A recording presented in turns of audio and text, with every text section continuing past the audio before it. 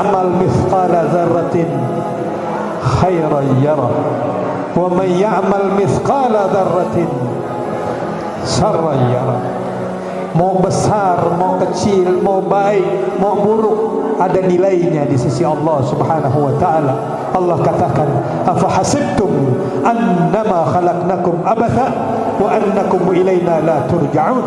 Apa kalian kira aku ciptakan kalian wahai manusia untuk sia-sia, tidak ada tujuannya?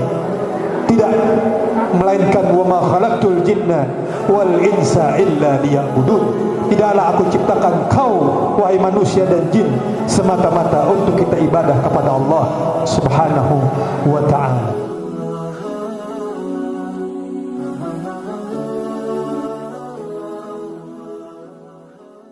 Kita bersyukur kepada Allah, pada akhirnya Allah kumpulkan kita dalam suasana yang sebegitu indah guna menjalankan daripada syiar-syiar agama, yaitu untuk menjalankan sementara waktu tawakufan sekaligus menyambut menyongsong bulan yang mulia, bulan Ramadan, dan sekaligus kita semua insyaallah akan pulang dari tempat yang mulia ini membawa oleh ilmu, tentunya ilmu yang barakah, ilmu yang manfaat, yang menjadikan kita dekat kepada Allah, cinta kepada Rasulullah, hormat kepada orang tua dan guru kita, sayang kepada sesama muslim, dan mudah-mudahan itu semua menghantarkan kita ke dalam surganya Allah Subhanahu wa ta'ala. Amin ya rabbal alamin. Saya buka dengan sebuah ayat di dalam surat Al-Hud ayat 110. Allah Subhanahu wa ta'ala tegaskan kepada kita, wa kullan naqussu 'alaika min anba'ir rasuli ma nusabbitu bihi fuadak wa ja'aka fi hadhihi al-haqq wa mau'izatun wa dhikra lil mu'minin. Artinya, ya Muhammad, tidaklah aku sampaikan kepada engkau berita tentang nabi-nabi terdahulu, atau kisah-kisah umat-umat terdahulu, atau kisah orang-orang yang betul-betul di jalan Allah Subhanahu wa ta'ala.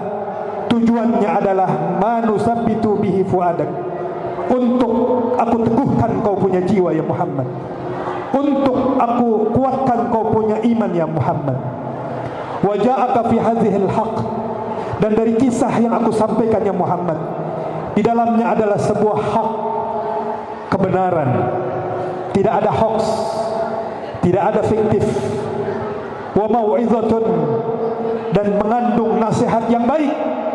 Wa dzikra lil mu'minin, dan tentunya ada peringatan bagi kita orang-orang yang beriman insyaallah.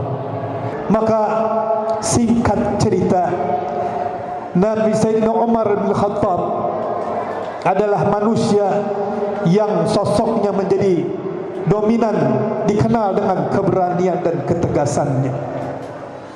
Maka dengan ayat tadi saya mau tegaskan, kalau Nabi Muhammad saja yang sudah mulia, yang sudah sempurna, yang sudah bagus hatinya, bahkan beliau pemimpin para imam ahli taqwa, imam ahli iman, masih diteguhkan oleh Allah Subhanahu wa ta'ala. Loh, bagaimana kita yang iman kita ini kadang imannya iman suasana, datang ke pengajian imannya kenceng, pulang dari pengajian kempes lagi tuh iman. Ini romannya kencengan suara ibu-ibu sama suara saya kayaknya. Nah, begitu.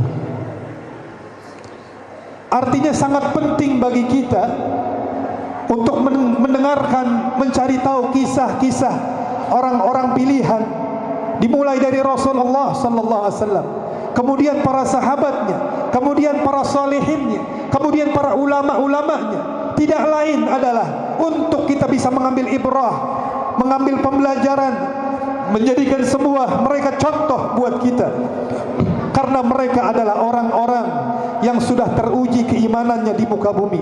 Maka tidak ada yang bisa kita pungkiri terkecuali kita berkiblat kepada mereka-mereka yang telah menjalankan perintah Allah, menjauhkan segala larangan Allah, sehingga mereka dimuliakan oleh Allah Subhanahu wa taala, diabadikan namanya oleh Allah Subhanahu wa taala. Seperti orang tua kita Kiai Haji Hanafi, walaupun beliau sudah meninggal lama, tapi beliau tetap mendapatkan keberkahan, kemuliaan dari Allah karena anak-anaknya meneruskan, karena santri-santrinya melanjutkan, karena jamaah-jamaahnya terus menjalankan apa yang diajarkan, diwariskan oleh beliau, sehingga kemuliaan beliau terus mengalir kepada mereka-mereka orang-orang yang telah betul-betul dimuliakan oleh Allah Subhanahu wa taala. Sebagaimana Allah katakan, Rabbana ighfir lana wa li ikhwanina alladhina sabaquna bil iman. Ya Allah, wahai Tuhan kami, ampunkanlah dosa kesalahan kami dan dosa-dosa orang yang telah mendahulukan kami, orang tua kami, guru-guru kami, para ulama-ulama kami, para sahabat-sahabat Rasulullah. Wala taj'al fi qulubina ghil, dan jangan kau jadikan di hati kami ada ghil, ada dendam. Ama yang mati saja tidak boleh, apalagi ama yang masih hidup tidak boleh, tidak dibenarkan kita sesama muslim saling bermusuhan.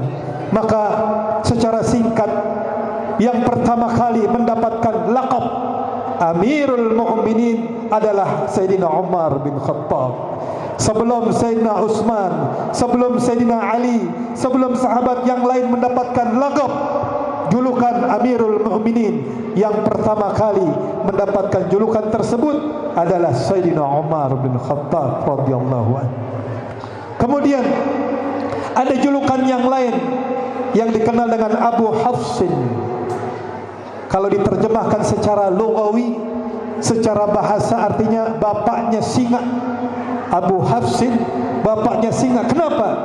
Karena beliau dikenal dengan ketegasannya, dikenal dengan kewibawaannya, dikenal dengan yang mampu memilah mana yang hak dan mana yang batil.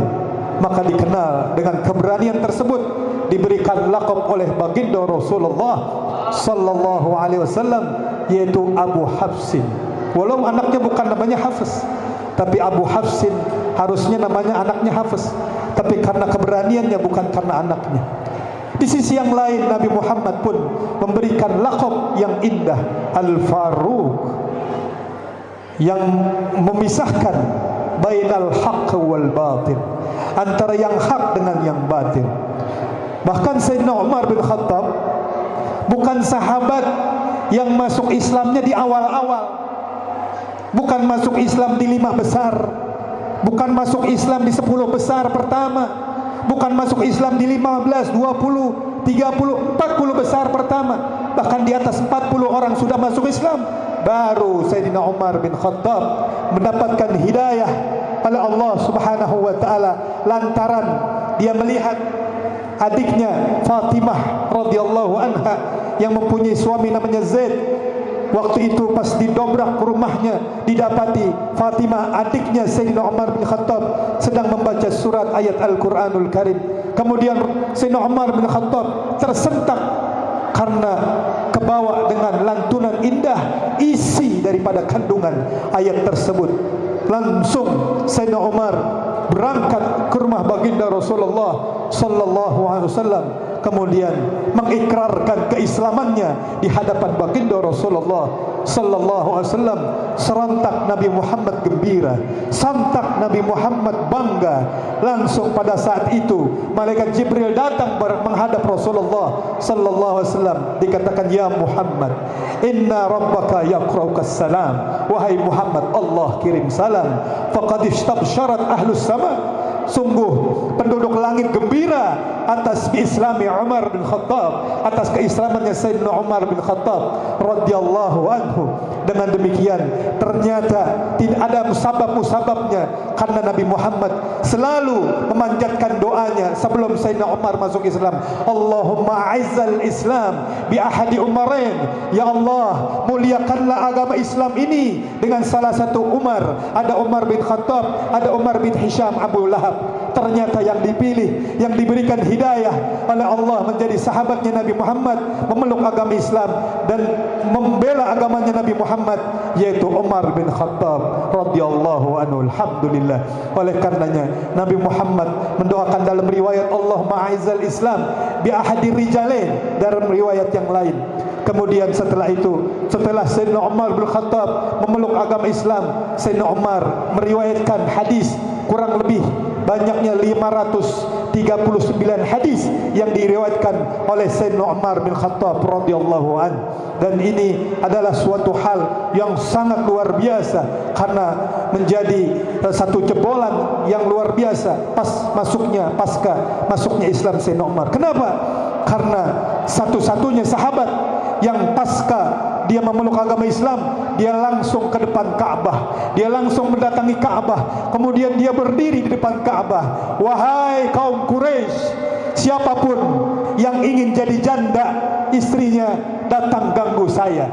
Wahai penduduk kaum Quraisy, siapapun yang anaknya ingin jadi anak yatim, silahkan ganggu saya setelah saya memeluk agama Islam. Artinya, siapa orang yang berani ganggu saya setelah keislaman saya, silahkan. Kalau mau istrinya jadi janda, kalau mau anaknya jadi yatim, ganggu saya, kata Sayyidina Umar. Satu-satunya Sayyidina Umar bin Khattab yang berani mengikrarkan keislamannya. Kemudian beliau datang kepada baginda Rasulullah, wahai Nabi Muhammad, sekarang dakwah jangan pakai ngumpet-ngumpet, terang-terangan, ana paling depan ya Rasulullah. Allahumma salli ala Sayyidina Muhammad sallallahu ala nabiyina Muhammad. Alhamdulillah, kita bangga dengan Sayyidina Umar bin Khattab. Begitulah harusnya kita seorang Islam, begitulah seharusnya kita seorang Muslim, bangga dengan keislaman kita, bangga dengan keislaman kita. Bukan kita malah menghujat, bukan kita malah membunuh, bukan kita malah menjatuhkan saudara kita semuslim. Tidak benar itu adanya. Justru mereka-merekalah darah, keringat, pengorbanan buat kita, sehingga kita bisa sampai saat ini memeluk agama Islam, bisa damai dengan tentram karena jasa-jasa para pahlawan-pahlawan kita. Hadirin yang dirahmati Allah Subhanahu wa taala. Dengan demikian Sayyidina Umar bin Khattab menjadi salah satu tokoh, menjadi salah satu sahabat yang paling terdepan membela agamanya Rasulullah sallallahu alaihi wasallam. Bahkan di dalam riwayat beliau dikatakan satu-satunya dari sekian khalifah, mulai dari Sayyidina Umar, mulai dari Sayyidina Abu Bakar, kemudian Sayyidina Umar, kemudian Sayyidina Utsman, kemudian Sayyidina Ali bin Abi Thalib, wa baqiyatul khulafa, dan sisa khalifah yang lain. Beliau satu-satunya yang paling lama menjabat sebagai Amirul Mukminin. Berapa yang beliau pegang jabatan tersebut? 10 tahun 6 bulan 5 hari kurang lebih beliau menjabat sebagai Khalifah Amirul Mukminin. Sayyidina Abu Bakar tidak sampai sekian lamanya, Sayyidina Utsman tidak sampai sekian lamanya, bahkan Sayyidina Ali dan lainnya tidak sampai sekian lamanya. Sayyidina Umar menjabat sebagai Khalifah 10 tahun 6 bulan 5 hari lamanya. Setelah itu dikisahkan dalam riwayat oleh Al-Imam Suyuti di dalam kitab Kashful Salsalah, datang dikatakan di dalam kitab Kashful Salsalah, satu waktu pernah di zaman Sayyidina Umar bin Khattab terjadi gempa bumi. Ini suaranya masih kencang ternyata.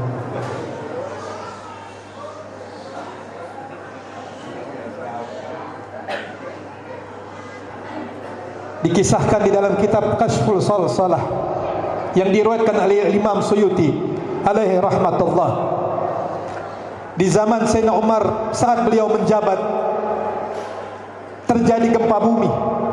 Kemudian Sayyidina Umar mengeluarkan pecutnya, kemudian di pecut tersebut dipukul ke bumi.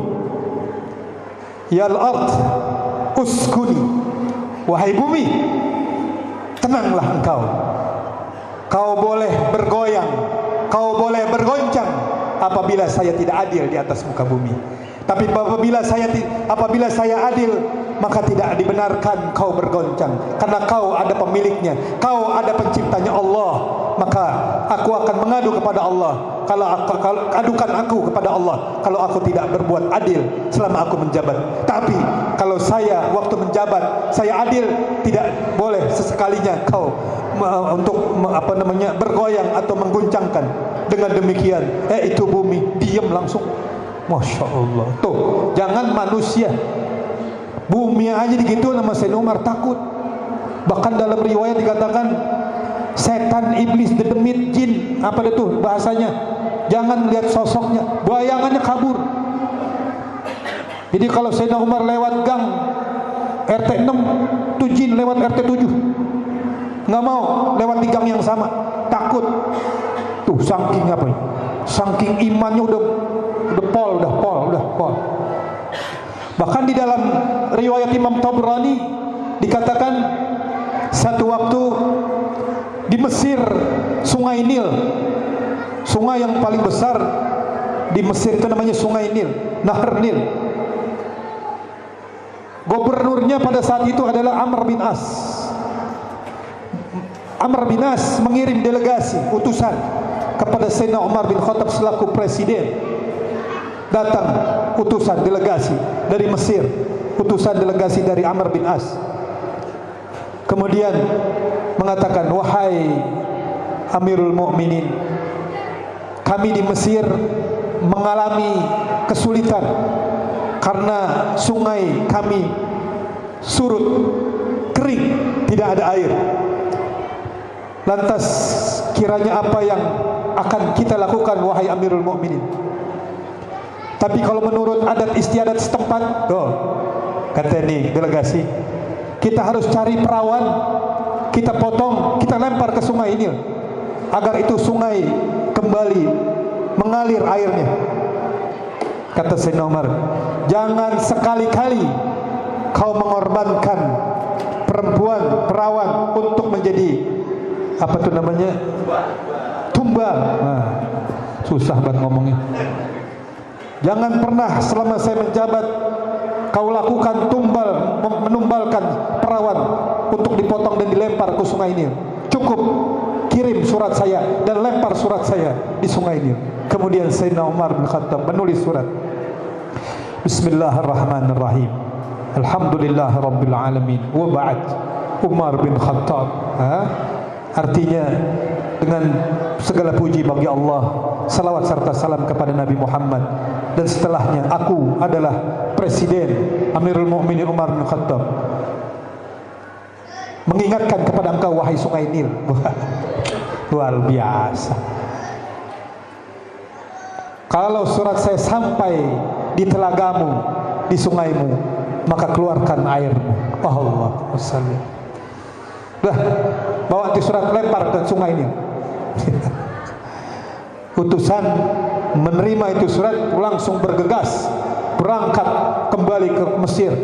Sampai di Mesir, itu surat dengan amanahnya beliau Umar bin Khattab dilempar ke sungai Nil. Enggak lama, enggak pakai nunggu berhari-hari, ngalir lagi banyak tuh air deras lagi. Luar biasa. Makanya kita sebagai umat Islam, ya, kita secara kesimpulan mendengar kisah-kisah begini, artinya keimanan, ketakwaan, kesolehan itu betul nyata menjadi nilai di hadapan Allah Subhanahu wa taala. Man ya'mal mithqala dzarratin khairan yarah wa man ya'mal mithqala dzarratin syarran yarah. Mau besar, mau kecil, mau baik, mau buruk, ada nilainya di sisi Allah Subhanahu wa taala. Allah katakan, afa hasibtum annama khalaqnakum abatha wa annakum ilaina la turja'un. Apa kalian kira aku ciptakan kalian wahai manusia untuk sia-sia, tidak ada tujuannya? Tidak, melainkan wa ma khalaqtul jinna wal insa illa liya'budun. Tidaklah aku ciptakan kau wahai manusia dan jin semata-mata untuk kita ibadah kepada Allah Subhanahu wa ta'ala. Maka itu secara singkat kisah yang bisa kami sampaikan tentang Sayyidina Umar bin Khattab. Mudah-mudahan kita mendapatkan ghirah, himmah, keinginan yang kuat untuk kita bisa menjadi lebih baik lagi beramal saleh, lebih baik lagi mengasah keimanan kita, lebih baik lagi mengasah ketakwaan kita. Karena kita nggak tahu, mungkin besok, mungkin lusa, mungkin bulan ini, bahkan tahun ini, di antara kita berangkat duluan menghadap Allah. Tapi PR-nya bagaimana? Innal a'mala bi khawatimiha. Ujung amal kita yang menjadi barometer kesuksesan kita berangkat ke akhirat. Maka mudah-mudahan di penghujung hayat kita, insyaallah Allah berikan kepada kita husnul khatimah, meninggal dalam keadaan husnul khatimah. Dan yang kedua, hadirin yang dirahmati Allah, hitungan jari kita dikit lagi masuk kepada bulan yang mulia, bulan Ramadan. Maka Ibnu Mas'ud radhiyallahu an, beliau ditanya, su'ila Ibnu Mas'ud, "Kaifa kuntum tastakbiruna Ramadan?" Wahai Ibnu Mas'ud, ente orang nih kalau nyambut bulan Ramadan itu bagaimana sih? Apa kata Ibnu Mas'ud? Wa ma kana ahaduna yajra'u ala istiqbalil hilal wa fi qalbihi darratu hikdan ala akhihi muslim. Nih dengar baik-baik, dengar baik-baik. Ini buat saya dan buat kita semua. Kita ini dikit lagi masuk bulan Ramadan. Sahabat, adat budayanya mereka itu kalau mau nyambut bulan Ramadan, nyambut hilal bulan Ramadan, mereka pastikan, beliau bilang apa? Maka ahaduna yajra'u ala istiqbalil hilal. Tidak berani di antara tidak berani seseorang pun dari kita para sahabat menyambut hilal bulan Ramadan. Kita pastikan di hati kita tidak ada kedengkian terhadap seorang muslim saudara kita. Agar kenapa? Agar ibadah kita betul-betul diterima. Karena itu yang menjadi benteng terbesar, penghalang kita tidak bisa diterima amal ibadah kita. Coba tahun demi tahun, Ramadan demi Ramadan, bukan makin soleh makin bobrok. Kenapa? Karena dia jalankan Ramadan demi Ramadan, bersarang ada dendam sesama muslim, bersarang ada kedengkian sesama muslim. Itu yang harus kita pastikan. Sebelum Anda bisa pakai baju koko yang bagus, sebelum Anda bisa pakai pici dan kerudung yang bagus, tapi batin kita jauh harus lebih bagus. Kita pastikan sebelum masuk bulan Ramadan jangan ada dusta di antara kita. Kita saling menghormati, saling menyayangi, saling memaafkan. InsyaAllah dengan demikian kita bisa mencicipi dan mendapatkan fadilah Ramadan yang besar. Sebagaimana ini dan ini sebagai penutup, Al-Imam Sultan bin Utsman Al-Busairi, beliau katakan dalam syairnya, "Ata Ramadan mazra'atul ibadi litadhhiril qulubi minal fasadi." Datang bulan Ramadan adalah ladang bagi para hamba Allah untuk ibadah kepada Allah. Litadhhiril qulubi minal fasadi, untuk mensucikan, membersihkan kita punya hati. Wa litadhhiril qulubi minal fasadi, dari sifat-sifat yang buruk, dengki, hasud, syirik, buang semuanya. Wa addi huquqahu qawlan wa fi'lan, dan lakukanlah, laksanakanlah perintah Allah secara lisan dan secara perbuatan di bulan Ramadan.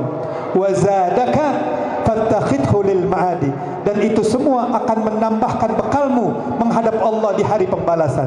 Faman zara'al hububa wa ma saqaha wa man zara'al hububa wa ma saqaha, siapa orang yang nanam bibit tapi sayang enggak disiram, enggak mungkin numbuh itu tanaman. Begitu juga siapa orang masuk ke bulan Ramadan tapi dia enggak maafin orang, dia enggak ibadah yang benar, dia enggak istighfar, dia enggak tobat, dia enggak mohon ampun kepada Allah, dia enggak datang ke orang tuanya, enggak datang kepada gurunya, enggak memaafkan sesama muslim, jangan harap mendapatkan minal aidin wal faidin. Tetap dari ujung ke ujung, dari tahun ke tahun begitu aja keadaannya, enggak makin baik. Mudah-mudahan bulan Ramadan tahun ini dan kisah yang tadi kita dengar menambahkan ghirah gairah kita, menambahkan iman Islam kita, dan mudah-mudahan semua yang hadir diberikan keistimewaan oleh Allah dengan meninggal dalam keadaan yang indah, husnul khatimah. Dan mudah-mudahan kita doakan guru kita Kiai Haji Kamaluddin beserta keluarga besarnya, Allah angkat derajatnya, Allah berkahi, Allah panjangkan umurnya, dan mudah-mudahan santri-santrinya dijadikan santri-santri yang saleh dan salehah, menjadi orang-orang yang terdepan di dalam membela agama Allah Subhanahu wa taala. Allahumma hdina fi man hadait, wa afina fi man afait, wa tawallana fi man tawallait, wa barik lana fi ma a'tait, wa qina bi rahmatika syarra ma qadait, fa innaka taqdi wa la yuqda alaik, wa innahu la yazillu man walaita wa la ya'izzu man adait. Tabarakta rabbana wa ta'alaita falakal hamdu ala ma qadait.